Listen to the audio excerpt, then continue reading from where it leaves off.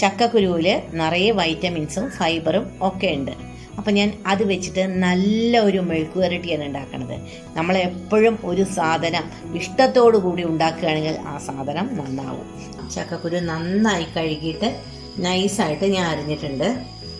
ഒരു സവാള, പച്ചമുളക്, വെളുത്തുള്ളി ഒരു 4 അല്ലി, ഉണക്കമുളക്, പിന്നെ മുളക് പൊടി, മഞ്ഞൾപ്പൊടി, ഉപ്പ് വേണം, പിന്നെ വെളിച്ചെണ്ണ.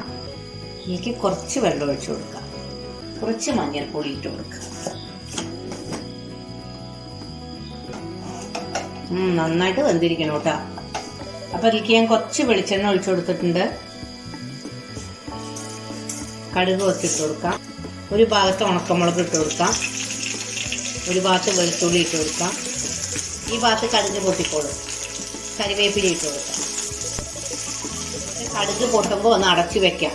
നമ്മൾ സവാള ചിക്കൻ ഇട്ട് കൊടുത്ത് നന്നായിട്ടൊന്ന് മൂപ്പിച്ചെടുക്കാം കേട്ടോ. ഇതിലേക്ക് കുറച്ച് മുളക് പൊടി നമുക്ക് ഇട്ട് കൊടുക്കാം. നല്ല ഡ്രൈ ആയി. അപ്പോൾ ചക്കക്കുരു മെഴുക്ക് വരട്ടി ഇവിടെ റെഡിയായി. ഇനി നമുക്ക് പുതിയ ഒരു വീഡിയോ ആയിട്ട് തന്നെ അടുത്തന്നെ കാണാം.